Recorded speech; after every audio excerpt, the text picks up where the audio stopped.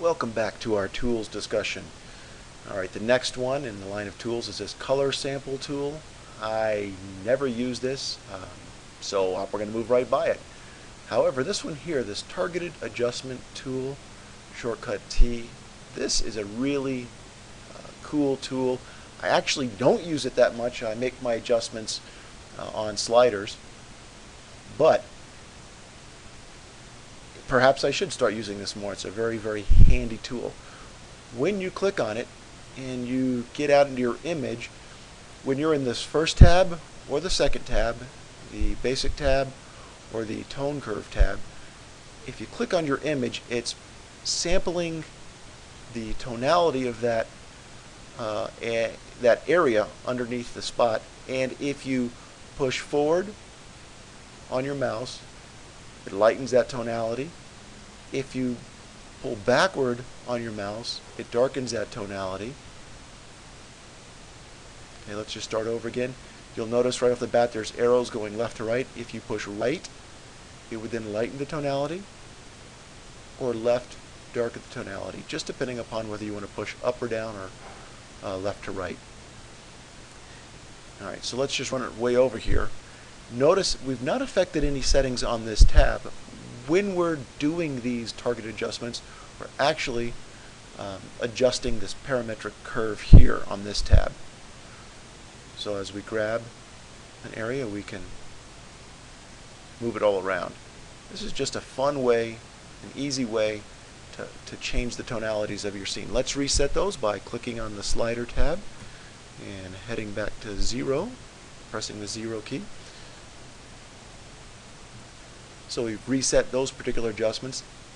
When we're going to just jump ahead a little bit real quick.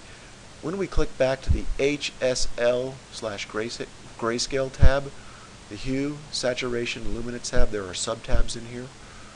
What's going on now when you use the target adjustment tool is it's sampling that color and then running it one way or the other way. Really cool. Let's just bring those back to 0 real quick, and then if we're on the saturation sub-tab, then it's probably, well, you can see that it's now working with saturations of those colors. And again, as you might guess, as we come back to luminance, let's try this. Let's try a bigger one. There we go. We're now adjusting the brightness, the luminance of those particular colors. Okay, I'm going to reset these. Okay, so the target adjustment tool, real fun. The next tool we bump into is the crop tool. We can click here or just go ahead and type C on our keyboard and bring up the crop tool. And you just simply start by clicking and holding down and then dragging across the image. And now you have these tabs that you can size your crop. Perhaps you want to crop it down to something like this. Let's just say that's what we want to do. And it stays like this until we change tools. So if we go back up here and click our magnifying glass tool, the zoom tool, now we see the crop. This is a non-destructive crop. We can always go back into our crop tool and see the crop. For that matter, we can take this, we can go done, take this all the way back in. We now view our crop back out here in Bridge, but we go back into Camera Raw and we click on the crop tool, we'll see that all of the other information is still there in the event we wanted to resize the crop tool. Now if you grab on a corner of a crop tool, and this is in pretty much any Windows program, and hold the Shift key down at the same time, you will resize proportionally. It's a really little handy trick to know. You're resizing it proportionally. So if we right click, we decide later on, hey, we do not like this exact crop. We can right click on it and clear the crop. Now we still have the crop tool enabled. We can outline the image, hold the Shift key down, and if I want to keep the exact same proportions, I'm holding the Shift key down and resizing from a corner. And now I can maybe move that around by clicking and dragging. Okay, that's the crop tool. Let's clear it. Right click, clear the crop tool, and let's cancel. Let's come back in with all of these images. In particular, this one we want to look at. The next tool we have is something called a straighten tool. We're going to go ahead and click on it, and if we look at our horizon line, the camera wasn't quite level when this photograph was taken. Well, the straighten tool, this is a real nice way to straighten your image. If you click on the horizon line and hold down, click and hold, you create this line. Wherever you place this line, and again here we would place it along the horizon.